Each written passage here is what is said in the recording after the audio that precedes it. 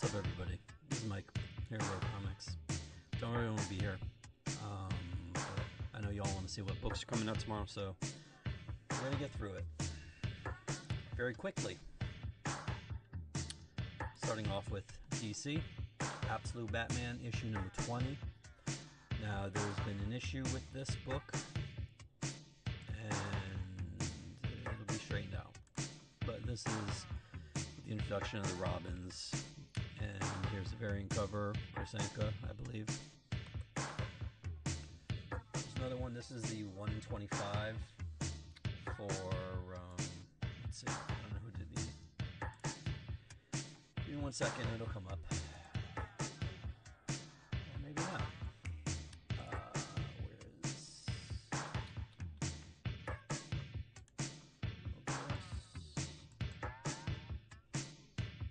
Fabrizio de Tommaso.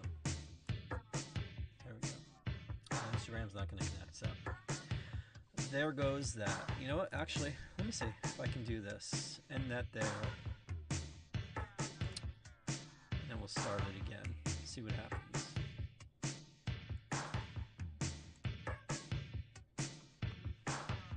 Maybe. I don't know. It's not showing up on Instagram. Oh well. Cover C, Fabrizio de Tommaso. Here is cover F. Oh, what do you know? It did show it. Cover F by Nick Robles.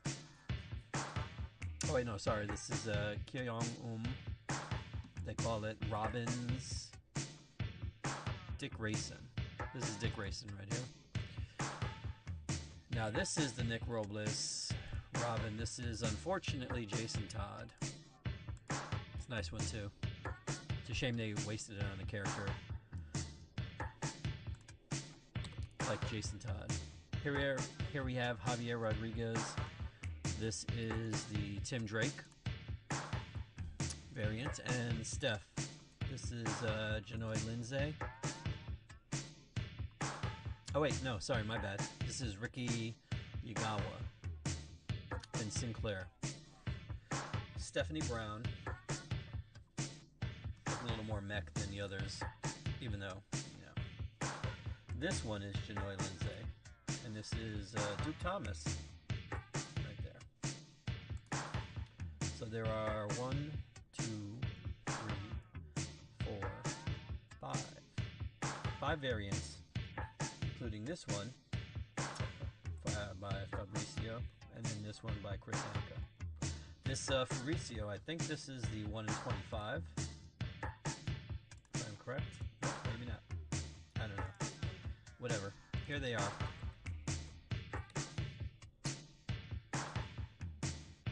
Oh, I just noticed they have numbers. 2. So number 1 would be Dick. Okay. As it should be.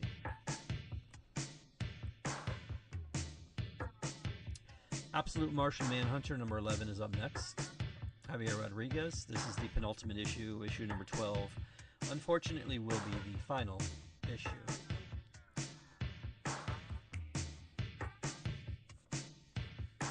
Action Comics number 1098.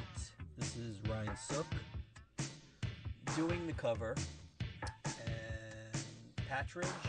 Mark Waid is doing the writing. I don't know Patridge's first name. Apologies, but they are doing the art. Here is Action Comic number 583. This is a facsimile. Kurt Swan doing the cover right here. And I do believe he does the interior also. Yes, Alan Moore does the writing. This was part 2 of the Whatever Happened to Superman story. Or the Man of Tomorrow, sorry. Whatever Happened to the Man of Tomorrow. This is part 2. Here is Barbara Gordon, Breakout, number 1. This is cover A by Carl Kerschel. Right? Yes. Bleeding Hearts, number 4. The cover is by Stepan Morian. The writing is by Dennis Camp. And the art is also by Stepan. The art, now mind you, the story is interesting too. Intriguing. but it's the art that really sells it for me. The art inside is just like this cover, and it's very, what did I compare it to last time?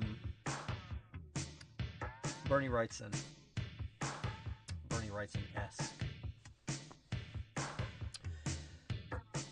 Emperor Aquaman is up next. I'm wondering why the screen, I'm looking at my TV and it didn't change, but I forgot that the TV is a couple seconds behind, so that's why it didn't change.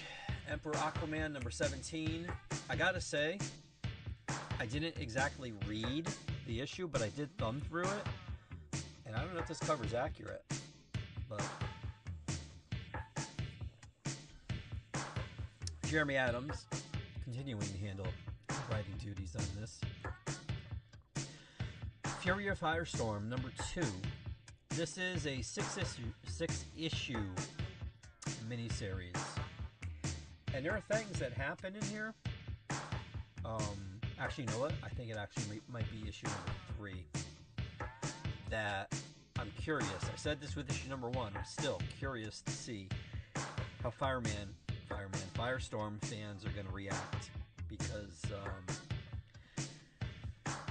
yeah, I don't know what Jeff Lemire is doing, but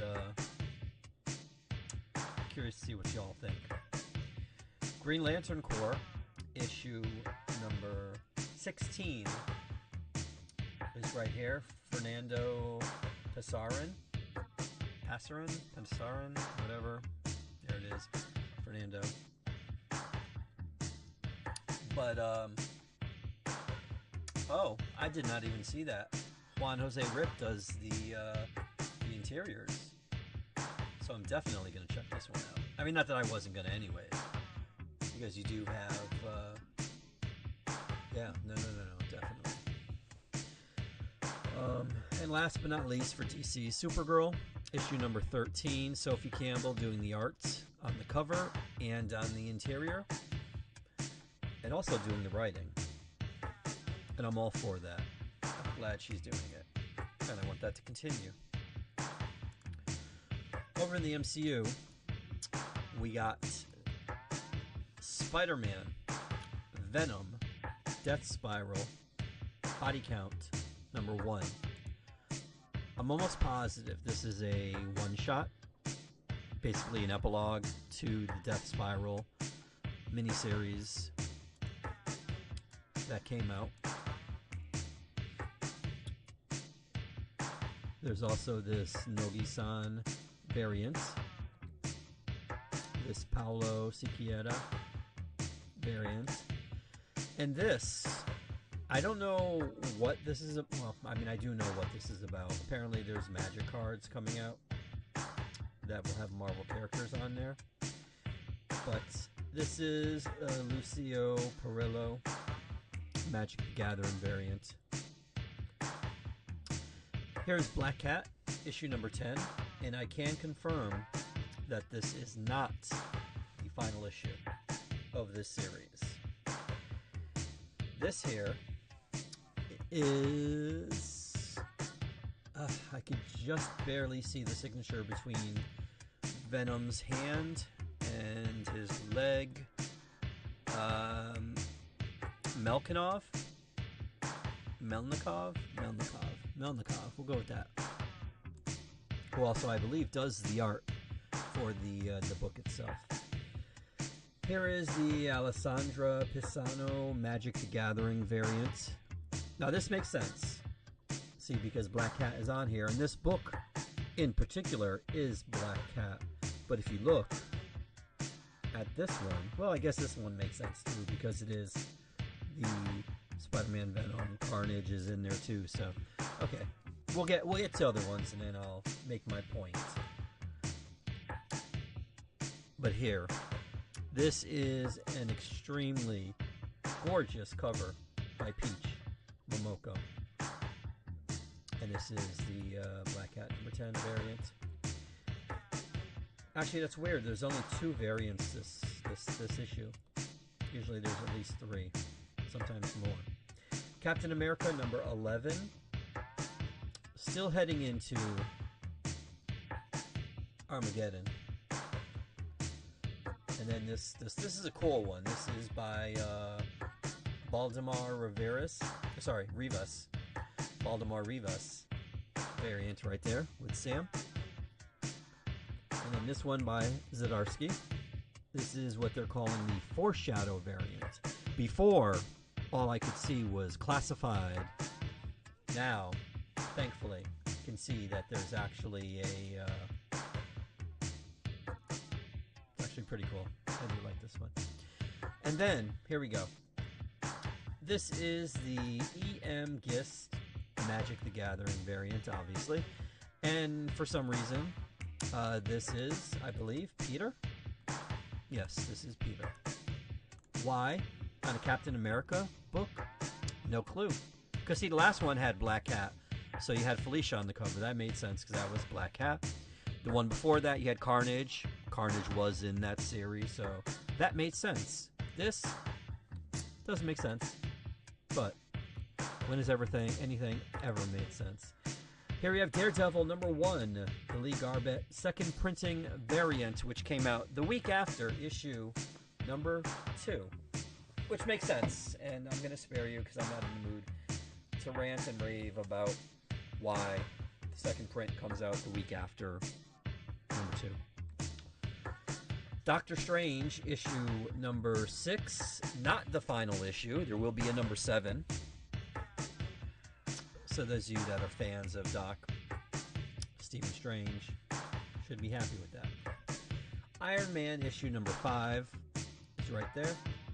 There's also this Kevin Glint Magic the Gathering variant. Now, this one, yes, it's a Spider-Man variant.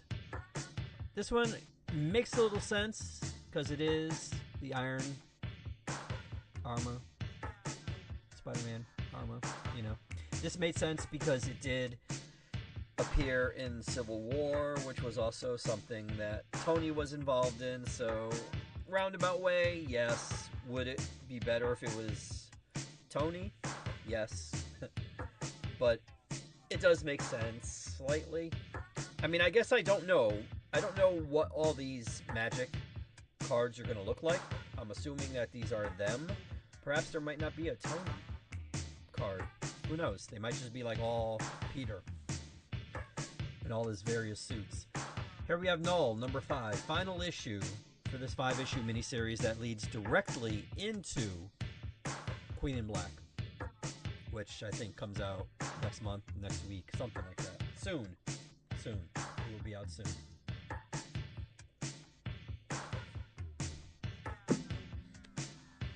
Here we have the Ian Huckley variant. And then there is this Paulo Rivera Magic the Gathering variant again. Spidey in the black suit, symbiote Spider-Man, blah, blah, blah.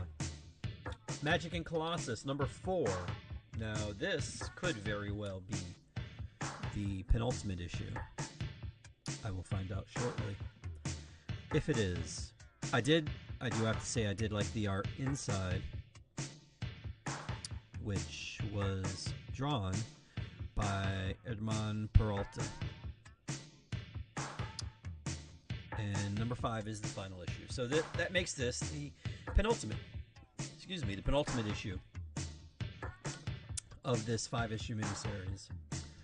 Then we have this now Fuji variant, N-A-O Fuji, F-U-J-I. And then also this Nogi-san variant. This was a runner-up for thumbnail of the week. But, what's this? Hold on. Save Me the Sam Wilson cover. I will put this aside for you. That's Burberry Bandito over on Instagram, which I actually was able to get working. So, you got it. I will do that. Nogi-san. I do like this cover. And there was a virgin variant of it. It almost became the thumbnail, but had to go with what I went with. You'll find out why. Mortal Thor #10. You know why. If you saw the thumbnail, you know why. I don't need to tell you. And then there's also this Zoltan Boros Magic the Gathering variant of Cosmic Spider-Man. Okay. Peter Parker, Spectacular Spider-Man #1 facsimile. This will be featured in the upcoming Brand New Day movie. This particular, what you see here on your screen right now, they will be homaging that. I'm almost positive it's going to be like a montage kind of thing. I don't think they're going to waste time with Tarantula and all the other characters that they're going to be homaging classic covers. I'm pretty sure it's going to be a montage. Here we have Marvel Premiere Collection's latest edition. Planet Hulk, Greg Pak, Carlo... Why do I do this to myself?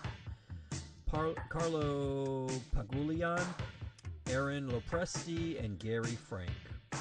And I believe this is the entire Planet Hulk series. Actually, you know what? Let me see. Let me see if they have it here. Of course they don't. Planet Hulk. There we go. I just had to enter it in. This contains Incredible Hulk numbers 92 to 105 and material from Giant Size Hulk #1. And that is all in there. So that's what? 92, 3, 4, 5, 6, 7, 8, 9, 100, 101. So that has 14 issues plus material from Giant Size Hulk #1. All in a compact Premiere Collection size for you.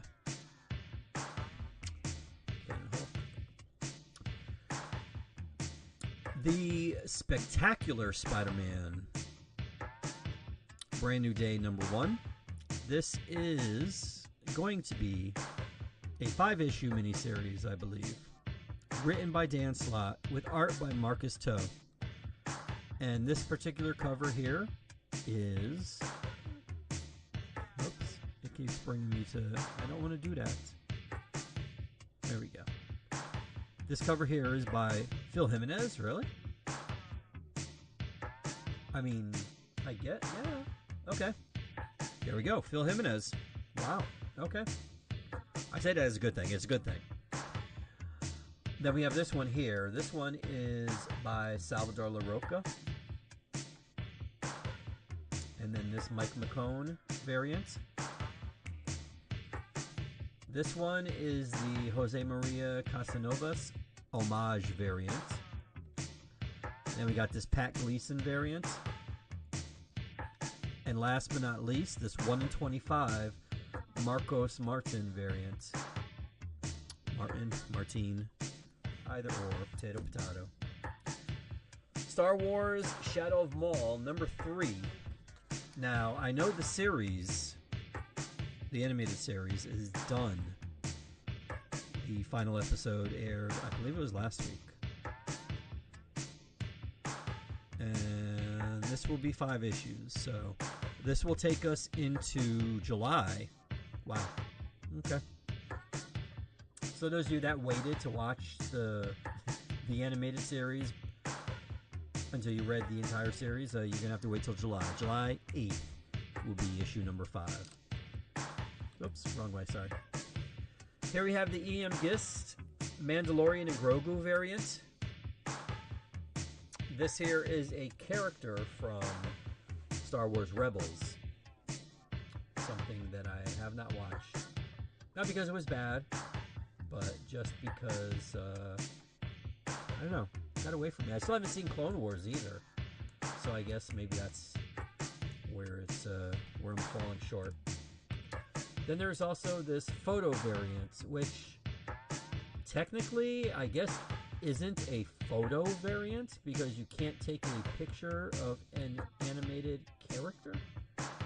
But what do I know? This is the 1 in 10 photo variant. And then we have this Aka, aka Headshot version variant. Here is Ultimate Endgame issue #4, as well as this Francesco Mana variant.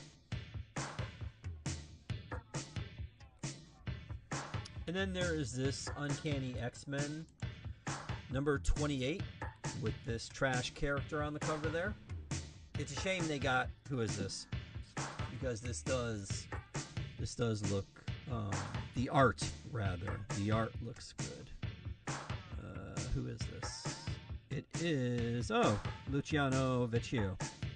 It's a shame they wasted it on this trash character.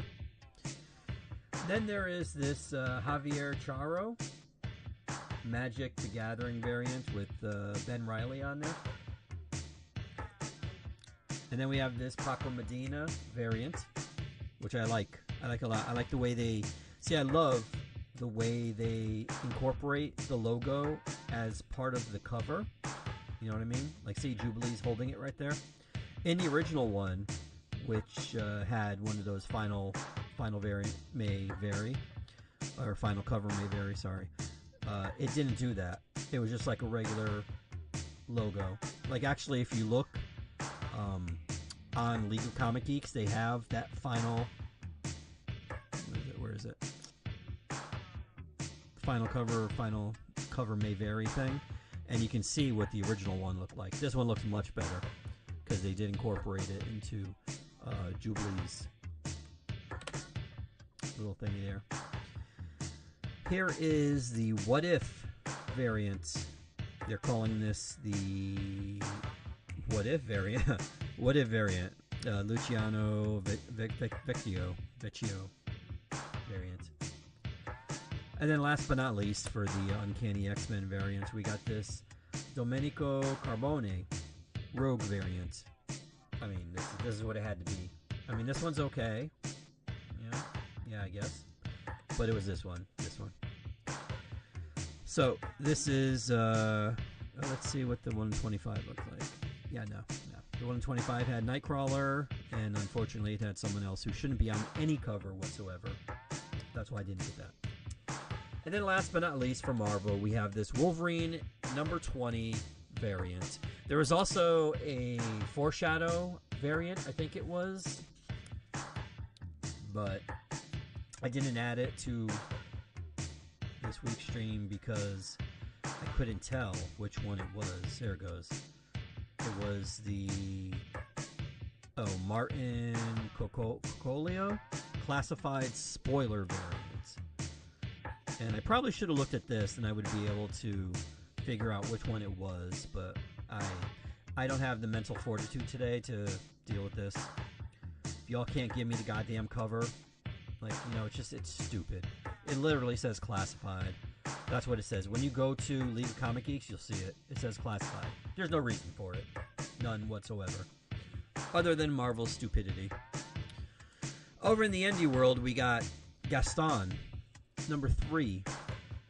Disney villains. Here we have, this is a good one. And I hope Godzilla destroys every single piece of this state. Godzilla versus America, Texas. Here we go, Godzilla versus Texas. But just don't hit the poor bulls and cows. They did nothing. And this is the B cover by Lotfi. This one here is by Matt Frank, I believe. Then we have Teenage Mutant Ninja Turtles number 18. This is Freddie Williams II, cover A. And then this one is by Eastman and Bishop, cover B. Here is cover C by Balam. And then cover D by, let's see who this is. Jimenez Albuquerque. I think that might be 2 names. But then again, I could be wrong. But that's how I'll go out, being wrong. Because, sometimes you are wrong. The thing is, you have to be able to admit it. Thanks for watching, guys. This is the stream. This is everything that's coming out tomorrow. If you saw anything that you want, get in touch with me as soon as possible. Like Burberry Bandito did on Instagram. You can message me. Go to direct.me/roguecomics.